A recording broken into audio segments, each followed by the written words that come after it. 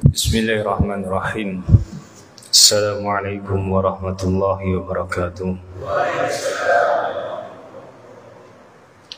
Innal hamdalillah nahmaduhu wa nasta'inuhu wa nastaghfiruh wa nastahdi wa natubu ilayhi wa na'udzu billahi min shururi anfusina wa min sayyiati a'malina. Man yahdihillahu fala mudilla lahu ومن يضلل فلا هادي له أشهد أن لا إله إلا الله وحده لا شريك له وأشهد أن محمدا عبده ورسوله اللهم صل على محمد وعلى آل محمد كما صليت على إبراهيم وعلى آل إبراهيم اللهم بارك على محمد وعلى آل محمد كما باركت على إبراهيم وعلى آل إبراهيم إنك حميد مجيد. إخواني في الدين أعزنا الله وإياكم. Alhamdulillah, segala puji bagi Allah Dat yang senantiasa memberikan kita semuanya nikmat karunia-Nya serta rahmat-Nya, yang dengan itu semuanya Allah Azza wa Jalla menghendaki kita semuanya berkumpul di majlis ini dalam rangka menuntut ilmu syar'i. Yang kita tahu bersama bahwasannya menuntut ilmu tidak ada batasan waktu, batasan nama, batasan usia. Karena menuntut ilmu adalah minal mahdi lal lahdi. Menuntut ilmu adalah dimulai dari kita dibuayan orang tua, diajarkan dengan berbagai macam ilmu, bagaimana kita makan, bagaimana kita duduk, bagaimana tengkurap, bagaimana berjalan dan lain sebagainya. Ilal lahdi, sampai nanti kita semua dikebumikan. Diharapkan kita semuanya senantiasa istiqamah dalam belajar. Karena ada kejadian yang luar biasa yang pernah terjadi antara Abu Hanifah dengan muridnya Abu Yusuf. Abu Yusuf murid senior beliau. Ya, Abu Yusuf adalah pemegang estafet madhab Hanafi. Murid paling senior Abu Hanifah. Suatu ketika di perjalanan, ketika Abu Yusuf hendak menuntut ilmu kepada Abu Hanifah, disapa oleh kenalannya yang sama-sama murid Abu Hanifah, kedua-duanya murid Abu Hanifah. Maka disapa oleh beliau, "Wahai Abu Yusuf, hendak kemana engkau?" "Kemana lagi?" gitu kan.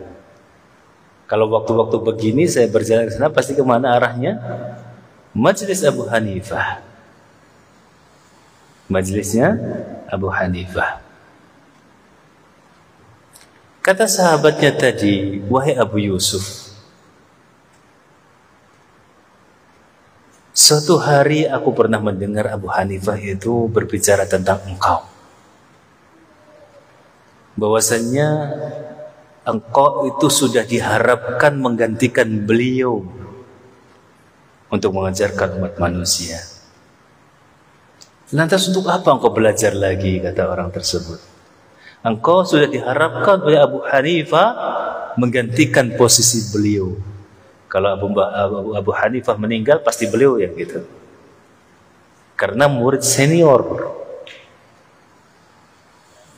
Ini murid senior. Dan bisa kita pahami bahwasanya Abu Yusuf ini belajar kepada Abu Hanifah ketika itu selama 29 tahun. 29 tahun Pak Mujalasah bermajlis dengan Abu Hanifah. Ketika sudah belajar 29 tahun dengan Abu Hanifah, kemudian ada yang mengatakan engkau sudah diharapkan menjadi pengganti Abu Hanifah, justru pasti kan muncul Di hatinya itu, iya kayaknya. Udah 29 tahun loh saya bersama Abu Hanifah gitu. Orang kadang-kadang kita tuh ya baru belajar setahun, 2 tahun, atau bahkan mungkin ikut daurah gitu saja, itu sudah ngerasa apa? Sudah ngerasa mufti. Berbicara tentang ilmu agama itu luar biasa, membantah kiri kanan sana sini yang tidak sesuai dengan apa yang dia pelajari selama daurah. Bahkan cuma ikut daurah 1 bulan, daurah Ramadan katakanlah, atau daurah liburan 1 bulan, itu sudah berani menjadi mufti di kalangannya. Ini 29 tahun, Mbak. Maka bisa kita bayangkan mungkin dalam hatinya Abu Yusuf merasa, oh iya gitu, agak terpengaruh dengan ucapan sahabatnya tadi. 29 tahun loh saya belajar gitu, masa nggak ada waktunya saya itu ngajar gitu kan.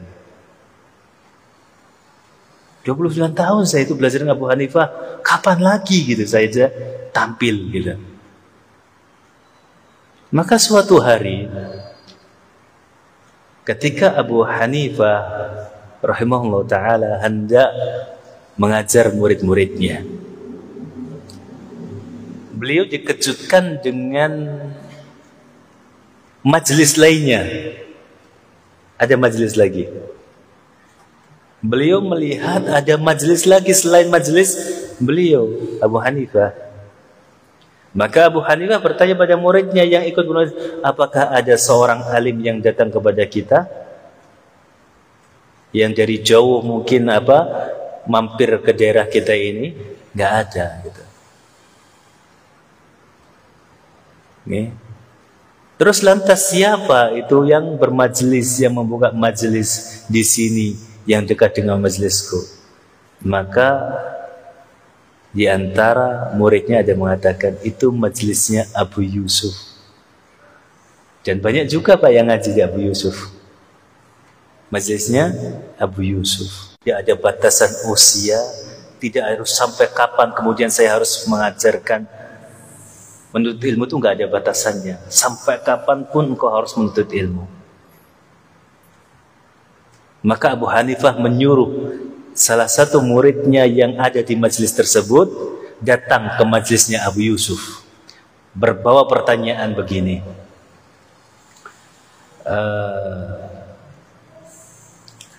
Suatu hari ada seseorang yang membawa kain kepada penjahit. Bawa kain kepada penjahit. Sudah dibawa kan berarti sesuai dengan sudah diukur badannya segala macam. Udah pulang kan? Jarak berapa hari, mungkin 2 minggu atau 1 bulan katakan beliau. Datanglah orang yang membawa kain itu kepada penjahit. Kemudian bertanya, mana kainnya atau mana baju yang dulu saya jahitkan? Maka penjahit bilang, nggak ada, kamu nggak bawa kain ke saya, kamu nggak menjahitkan ke saya. Maka cekcok lah, sehingga ada yang melaporkan ke polisi. Maka polisi menggeledah rumah penjahit itu dan ketemu kain orang yang tadi gitu. Ketemu kainnya. Sudah jadi baju. Bagus. Ini kain yang kemarin yang saya bawa, sudah jadi baju. Tanyakan, apakah orang yang menjahitkan tadi wajib membayar jahitannya atau tidak? Kalau Abu Yusuf menjawab wajib bayar karena sudah jadi baju, salah jawabannya, kata Abu Hanifah. Kalau Abu Yusuf menjawab tidak wajib bayar karena dia sudah dijahati, salah juga jawabannya. Coba tanyakan begitu. Coba. Ini untuk memberitahu bahwasanya menuntut ilmu itu bukan hanya hitung-hitungan waktu, kemudian engkau memberanikan diri untuk menghadap orang gitu. Ingin memberikan pelajaran kepada muridnya Abu Yusuf. Maka orang yang diperintahkan oleh Abu Hanifah tersebut datang sesuai dengan arahan Abu Hanifah ke majelisnya Abu Yusuf.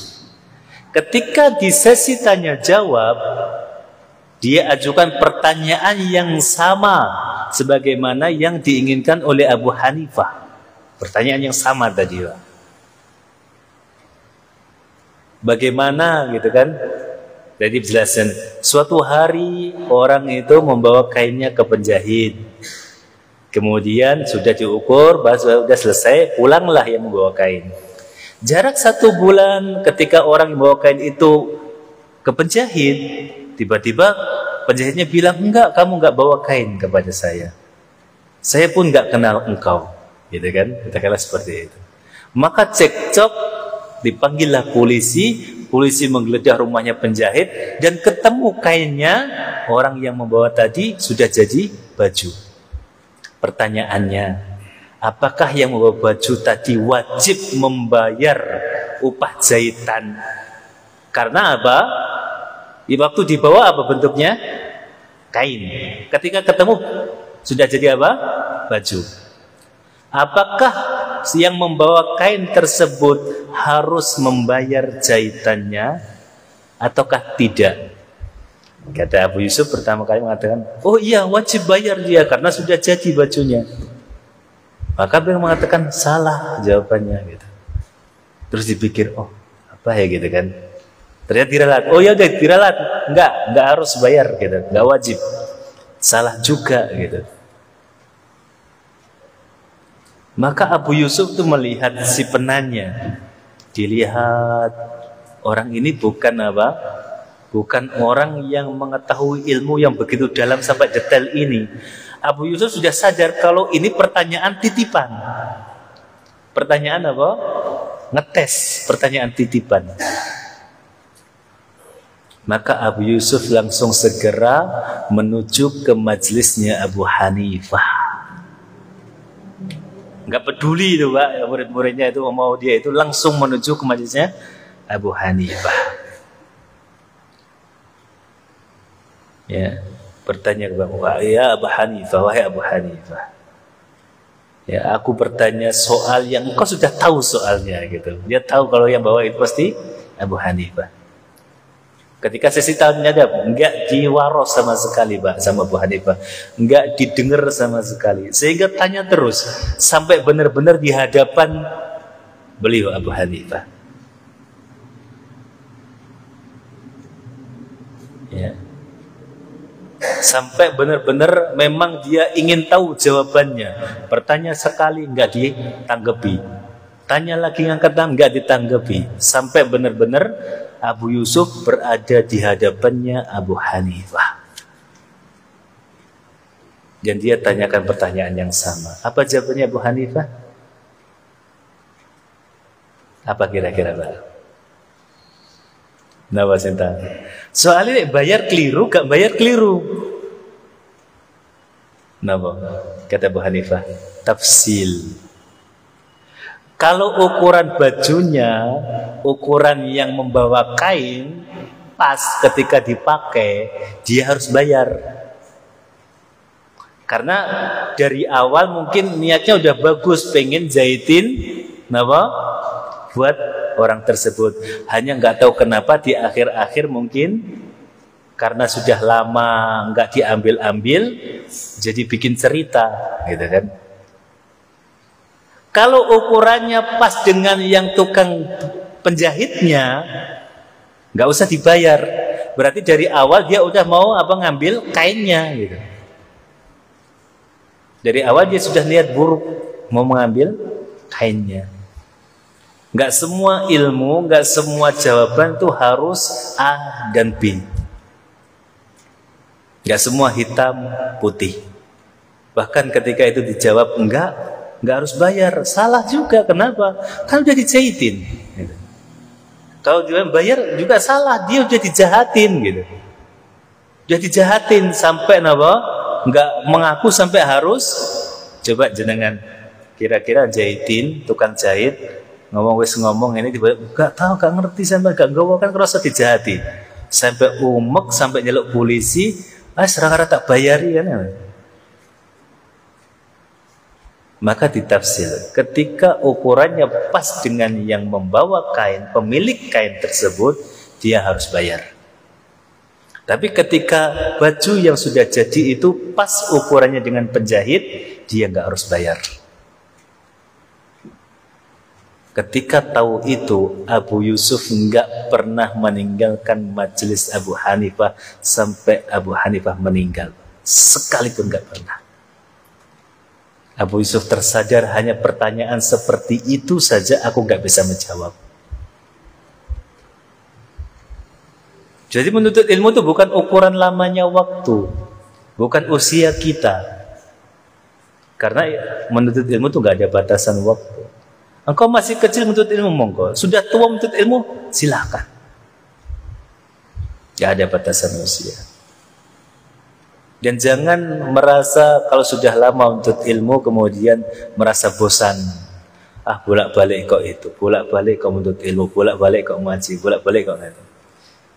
Karena suatu saat engkau akan merasakan ada hal-hal yang engkau butuhkan ilmunya dan ternyata engkau tidak mengetahui dan tidak ada yang bisa engkau tanyai.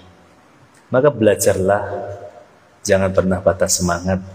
Sampai kapanpun, dimanapun adalah waktunya belajar untuk kita semuanya. Kita kembali pada kitab-kitab Bulughul Maram, kitab sampai bab baru bagi Babul Ghusli wa Hukmul Junubi. Moga diwawas.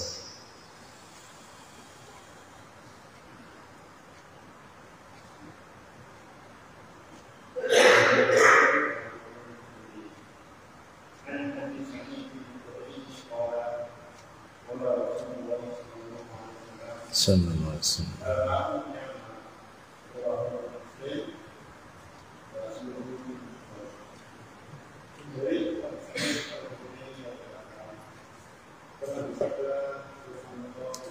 Sallallahu alaihi wasallam.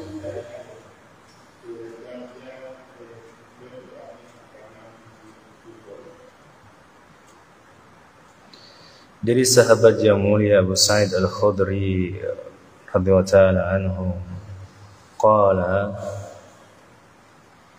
qala Rasulullah sallallahu alaihi wasallam al-ma'u minal ma'i, al-ma'u minal ma'.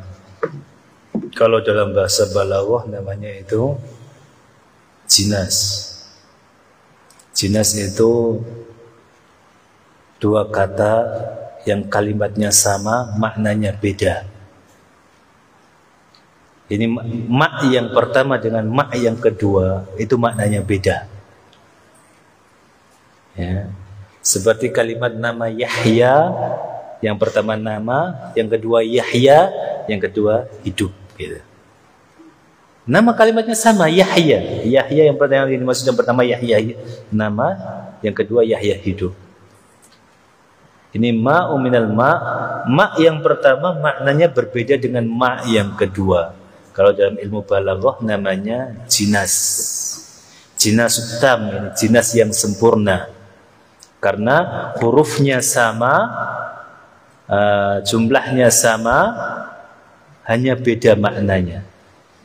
Sifat hurufnya sama persis. Qala Rasulullah sallallahu alaihi wasallam, bersabda Rasulullah sallallahu alaihi wasallam, al-ma'u minal ma'i. Al-ma'u yang pertama maksudnya adalah mandi. Minal ma'i yang kedua maksudnya adalah karena adanya air mani. Dan di sini kita bisa mengetahui bahwasanya Islam kalau mandi yang sifatnya ibadah itu diatur, Pak. Tapi kalau mandi yang sifatnya tabi'i, kebiasaan bebas.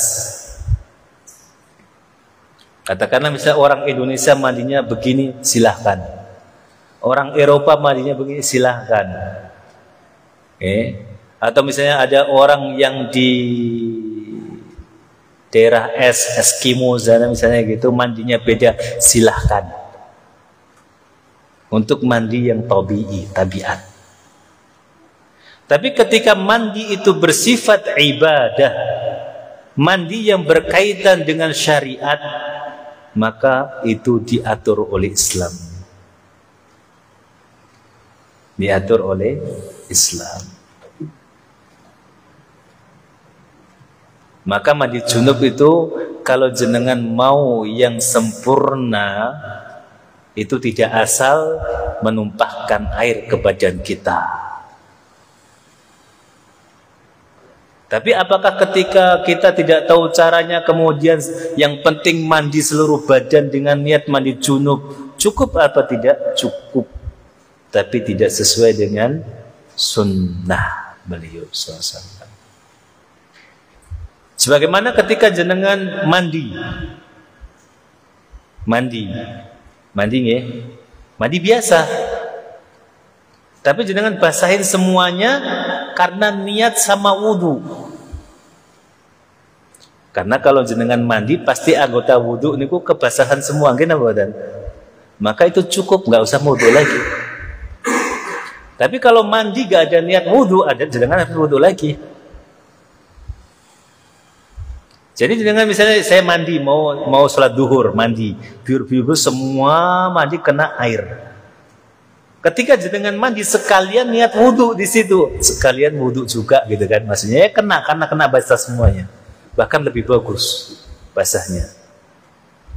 Maka itu cukup, nggak usah wudu lagi. Tapi ketika jenengan mandi biasa, nggak ada niat wudu, harus wudu lagi. Sekalipun mandinya jenengan sudah menyeluruh, tangannya wis basah semua, sela-sela basah, rambut semuanya, kaki sempurna, tapi nggak ada niat wudu di situ, maka harus tetap wudu lagi. Karena innamal a'malu binniyat, karena sesungguhnya amal-amal tergantung pada niatnya. Maka hadis ini, hadis yang mengatakan bahwasanya al-ma'u minal ma', ini awal. Sebelum ada hadis yang setelahnya nanti akan kita baca. Dan para ulama menganggap ini juga masuk pada hal mimpi.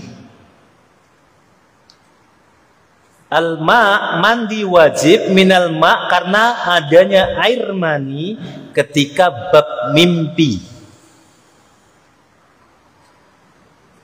Mohon maaf, jadi pembahasannya agak apa nih cari maksudnya vulgar. Tapi ya ini ilmu, mohon maaf. Artinya seseorang baik laki-laki ataupun wanita, mohon maaf, ketika memimpikan berhubungan badan dengan seseorang, lantas kemudian mendapati dalamnya atau bahkan badannya keluar air mani, maka wajib. Adapun ketika dia mimpi yang sama, katakanlah mimpi berhubungan badan dengan lawan jenis, ataupun nggak berhubungan badan katakanlah, tapi keluar air mani juga gitu kan, katakanlah mimpi apa nggak sampai hubungan badan, dan ketika dia bangun ada air mani, maka dia juga wajib mandi. Adapun ketika dia mimpi bahkan sampai hubungan badan, dan ketika dia bangun tidak mendapati air mani baik dalam tubuhnya ataupun celananya, maka dia wajib mandi. Karena al-ma'u minal ma', karena adanya mandi disebabkan adanya keluarnya air mani.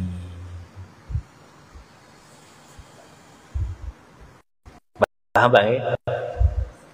Ini dalam hal mimpi, ataupun ini ada di awal-awal sebelum nanti datang hadis yang lebih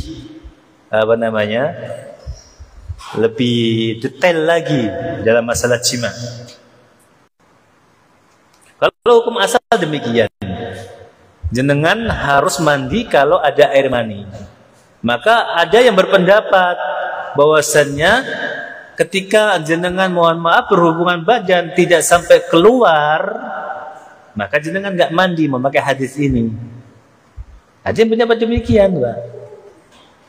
Ada yang berpendapat bahwasannya kita berhubungan badan dengan istri atau istri dengan suami, kemudian tidak sampai keluar air mani, maka tidak ada mandi.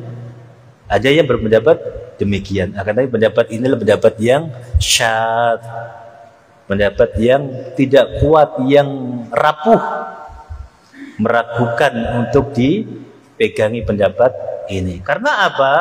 Hadisnya dari Abu Hurairah yang bawahnya, yang muttafaqun alaih.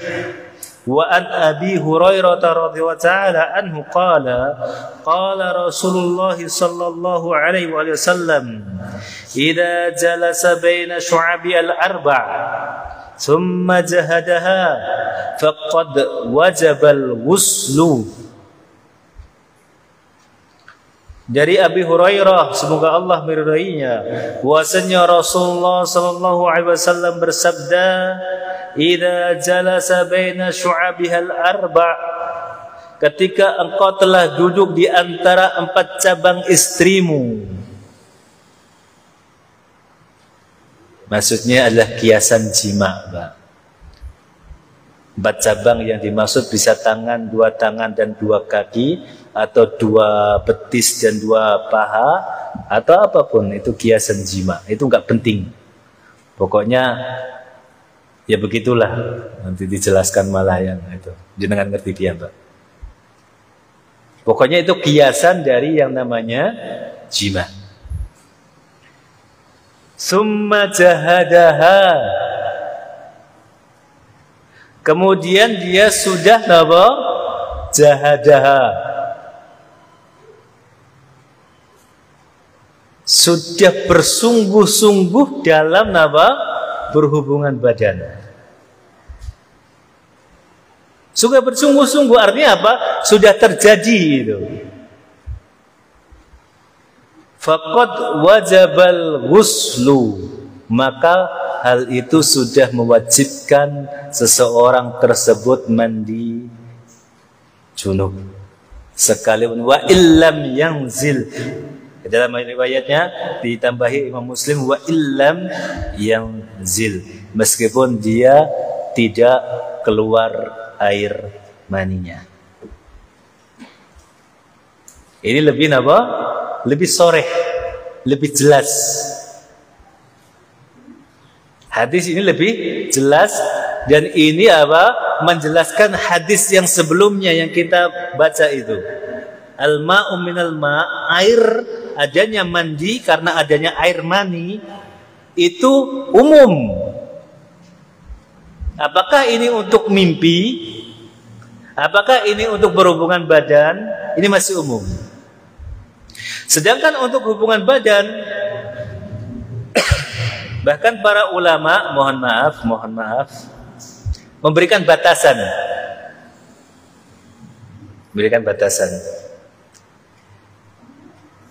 Dan ini hadis Nabi kita yang mulia sallallahu alaihi wasallam, "Idzal taqal khitan ma'al khitan wajaba alaihil ghuslu." Ketika 2 khitan sudah bertemu, 2 tempat khitan sudah bertemu, maka sudah wajib wudu. Maksudnya tempat khitan itu gimana sih?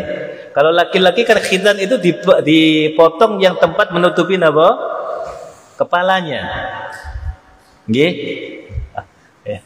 Enggak apa-apa, Pak. Belajar kita itu. Jadi ketika khitan, batasan khitan laki-laki itu apa sih, Pak? Ketika apa?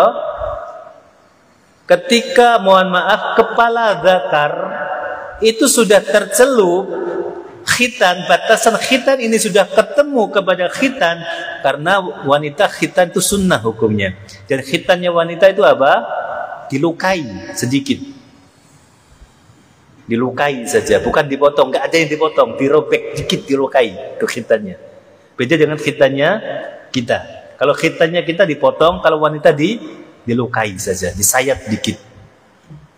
Nah, ketika bekas khitan dengan khitan ini ketemu, sekalipun cuma sekali jelek, wajib alaihi ghuslu, maka sudah wajib mandi. Ya, ini sudah wajib mandi jenengan. Jadi ketika sudah dua khitan ini bertemu, katakanlah mohon maaf, belum sempat penetrasi, belum sempat melakukan dorongan sampai dalam enggak, baru bertemu, cek, maka wajib alaihi ghusl, maka sudah wajib mandi. Ini sudah wajib mandi. Katakanlah misalnya jenengan pas poso-posoan gitu kan, orang ngerti wis mari ne apa jenenge mari sahur, mari ngene tibae apa datanglah syahwat, nggak taunya waktunya itu tinggal dikit sekali adzan gitu kan, baru jenengan mohon maaf pemanasan, foreplay, kemudian baru masukin tek adzan, belum sempat apa-apa dicabut lagi, wajib mandi. Ini wajib mandi karena idzal taqal khitan mal khitan wajaba alaihil ghuslu, maka sudah wajib mandi. Apalagi idza jahadaha, apalagi ketika dia bahkan sempat bersungguh-sungguh untuk membuat zakarnya keluar air mani, maka sudah pasti wajib gitu. Sudah pasti wajib mandi. Bahkan ketika baru bertemu saja itu, nek bahasa ulamanya, ketika kepala zakar sudah masuk tidak terlihat lagi, wajib alaihi ghusl. Lain jenengan gak paham idza iltaqal khitan ma'al khitan, ketika kepala zakar sudah gak terlihat lagi, maka sudah wajib mandi. Ya. Mohon maaf Pak nggih. Mohon maaf. So ojo ngomong kok pembahasannya saru ngoten. Lah emang pasnya di situ, kita pas bab itu gitu. Jadi mohon maaf. Karena harus dibahas. Jenengan kan selama ini mungkin kan nggak ngerti. Yang penting terus nanti mandinya bagaimana kan nggak ngerti. Yang penting gebyur kadang apa wonten sing gak basah, wonten sing gak teles. Terus wanita kan beda. Mandi junub dengan mandi haid itu beda. Mandi nifas itu beda nanti. Ada perbedaannya. Terus nanti pembahasan apakah bahwa jenenge kuku-kukune didusi, rambutnya didusi gitu kan, biasanya ngoten. Itu apa namanya? Nanti akan kita bahas kalau sampai bab. Kalau emang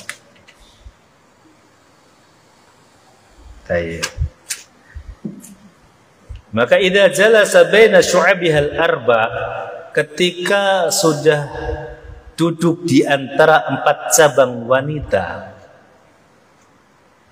summa jahadaha, kemudian dia bersungguh-sungguh untuk membuat dia sampai kepada klimaksnya, faqad wajabal ghuslu, maka dia sudah wajib mandi. Wazada Imam Muslim wa illam yanzil, sekalipun dia tidak keluar air mani. Dan hadis yang ketiga ini seolah-olah menjelaskan hadis yang pertama, bahwasanya al-ma'u minal ma' itu maksudnya adalah ketika mimpi, dijelaskan dengan hadis yang ketiga dari Ummu Salamah anna Umma Sulaim wa hiya imra'atu Abi Talhata, dari Ummul Mukminin Ummu Salamah, bahwasanya Ummu Sulaim istrinya Abu Talhah. Ya, Abu Talhah itu yang mengatakan kemarin, idza ghadibtu faradini wa idza ghadibti faradutuki. Ketika aku marah, maka engkau bujuklah aku. Ketika engkau marah, aku yang akan bujuk engkau. Fa illam nakun kadzalik ma asra'a an naftariqa. Kalau enggak begitu cepat kita akan berpisah gitu. Itu Abu Talhah. Ya, Abu Talhah sangat mencintai Ummu Talhah.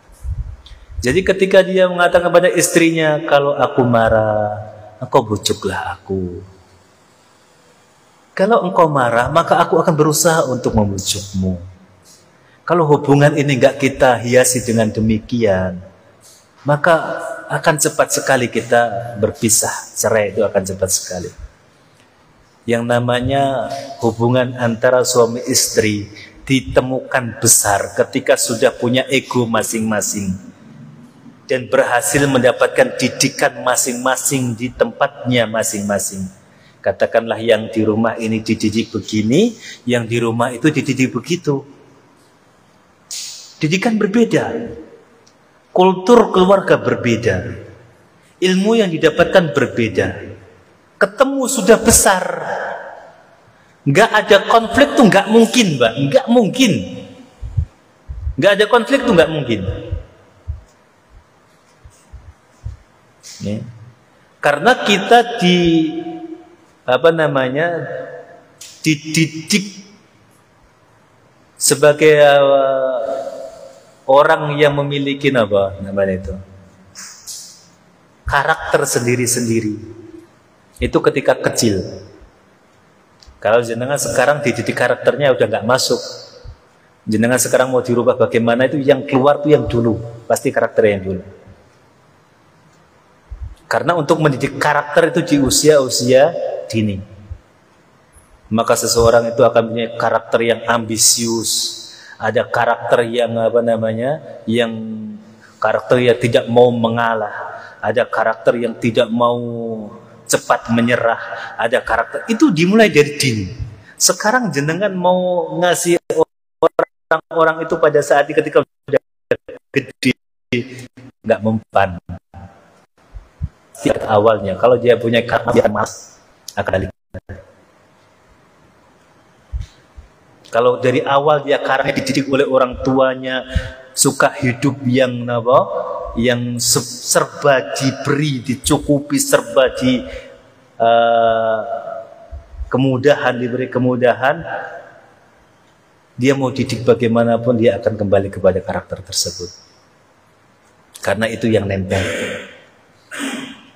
Itu yang nempel. Dan kita ketemu dengan istri kita itu sudah besar. Dengan didikan orang tua, dengan pendidikan yang orang tua berikan fasilitas. Ada yang lulusan pesantren, ada yang lulusan SMA, ada yang lulusan kuliahan, ada yang lulusan umum, ada yang lulusan Islami. Bertemu dengan orang yang kadang-kadang berbeda pola pikirnya. Gak ada konflik, gak mungkin. Maka salah satunya cara, karena kita kalau mau menikah harus mencari yang sama, yaitu susah. Susah sekali. Taunya bagaimana kita?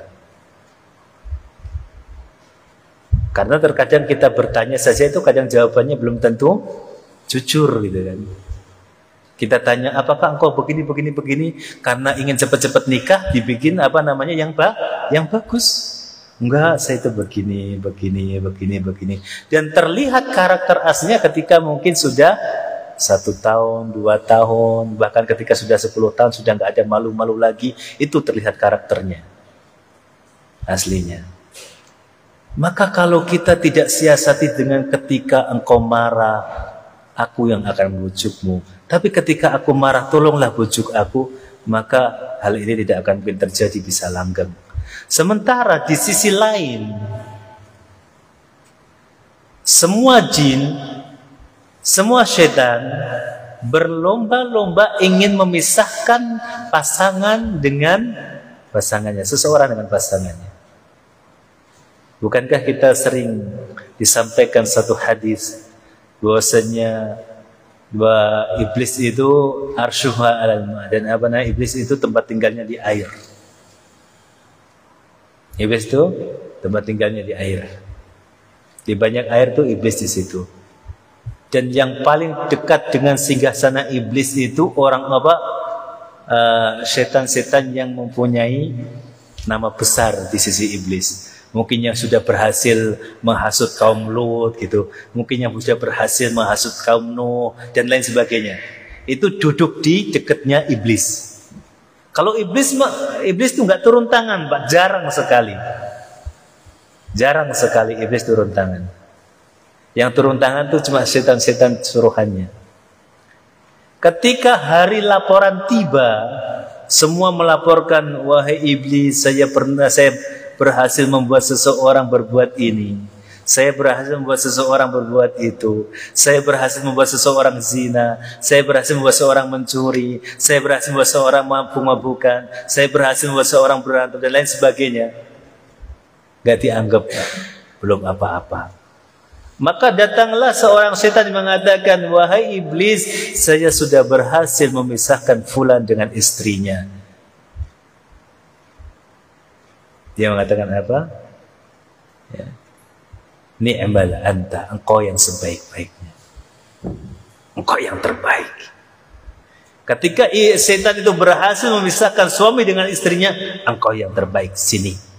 Yang cuma berhasil menggoda untuk zina, yang cuma berhasil menggoda untuk itu belum seberapa. Tapi ketika ada setan yang berhasil menggoda sehingga memisahkan antara suami dengan istrinya, itu seburuk-buruk setan.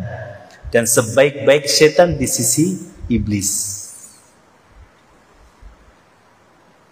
Seburuk-buruk setan. Ya. Maka jangan punya sifat yang seperti itu, ingin memisahkan seseorang dengan pasangannya. Apapun yang jenengan lakukan, katakanlah engkau tidak suka dengan istrinya adik atau istrinya kakak sehingga engkau hasut. Itu mah begini, janganlah gitu begitu. Jangan punya sifat seperti itu.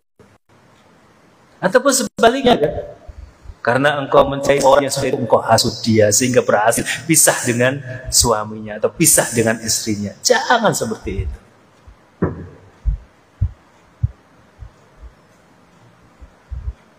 Karena setan sendiri yang berhasil memisahkan, ya. Bahkan Rasulullah bersabda, kalimatnya saya agak lupa. Bahkan belum mengatakan laisa minna. Tidak termasuk golongan kami gitu, bukan termasuk umat Nabi kita Muhammad SAW. Ya, man faraqa zawjatiha. Barang siapa yang berhasil memisahkan antara istri dengan suaminya. Bahkan la yadkhulul jannah qati'. Tidak masuk surga orang yang memisahkan hubungan seseorang. La yadkhulul jannah, enggak akan masuk surga orang yang memisahkan hubungan seseorang. Ini ya, harus kita ambil ilmunya Nabi kita yang mulia sallallahu. Inilah Ummu Salamah, Ummu Sulaim, istrinya Abu Talha. Seseorang yang sangat mencintai istrinya sehingga berpesan kepada istrinya, wahai istriku, ketika aku marah, engkau tolonglah bujuk aku. Itu bisa dipakai nanti anak muda. Ya, bisa dipakai. Engkau pakai dengan istri-istrimu. Kita sama-sama sudah besar. Kita sama-sama punya ego. Kita sama-sama punya kebiasaan yang mungkin seminggu menikah jenengan belum berani menampakkan kebiasaan jenengan. Bahkan sebulan pun belum menampakkan itu. Seseorang itu yang dikatakan oleh Allah Azza wa Jalla, kalla innal insana la yadgha ar-ra'ahu istaghna. Seseorang itu bisa berani melampaui batas ketika sudah merasa mapan. Sebulan menikah nggak mungkin, Pak, jenengan anak-anak muda sebulan menikah kemudian menampakkan keburukan aslinya, itu nggak mungkin. Dia akan berani menampakkan ketika istaghna, ketika posisinya sudah bagus. Yang istri posisinya udah bagus, suami sudah posisinya bagus, udah saling sama-sama mencintai, udah saling ini, barulah keluar sifat aslinya. Baru sifat aslinya keluar, semua keluar. Kalau sebulan menikah masih malu-malu, masih ini, masih itu, ini itu, gitu kan? Maka pakailah jujur di awal, karena sama-sama kita manusia, membawa sifat, membawa ego, membawa karakter beda-beda. Jadi ketika nanti saya marah, bujuklah aku Dan ketika engkau marah, aku akan berusaha untuk membujukmu sekuat sebisa yang aku mampu. Itu Abu Talha. Ummu Sulaim datang kepada Nabi Muhammad SAW. Beliau mengatakan, Innallaha la yastahi minal haq. Wahai Rasulullah SAW, sesungguhnya Allah tidak malu terhadap kebenaran. Gimana buatan? Nggih, Pak. Allah membahas air mani juga gak mau. Bahwasanya kita diciptakan dari apa? Mimain apa? Dafi. Man dafi. Dari air yang sangat hina gitu kan. Ada air mani. Karena air itu dihasilkan dari perbuatan yang secara umum perbuatan itu nggak bisa kita sampaikan kepada banyak manusia saking hinanya kalau dilihat. Gini betul? Maka mimma indafi. Meskipun di belakangan ini banyak yang nggak jelas, maka itu keluar dari lumrahnya manusia. Innallaha la yastahi minal haq. Sesungguhnya Allah tidak malu terhadap yang namanya kebenaran. Fahal 'alal mar'atil ghuslu idza iktamalat? Fahal 'alal mar'ah, apakah bagi wanita al-ghuslu wajib juga mandi idza talamat, ketika dia juga bermimpi? Qala na'am. Maka beliau sallallahu alaihi wasallam mengatakan iya. Idza ra'atil ma'a, ketika dia melihat ada bekas air mani yang keluar dari kemaluan. Dan kita akan bahas perbedaannya air mani laki-laki dan perempuan pada pertemuan yang akan datang insyaallah taala. Subhanakallah bihamdika asyhadu an la ilaha illa anta astaghfiruka wa atubu ilaik. Assalamualaikum warahmatullahi wabarakatuh.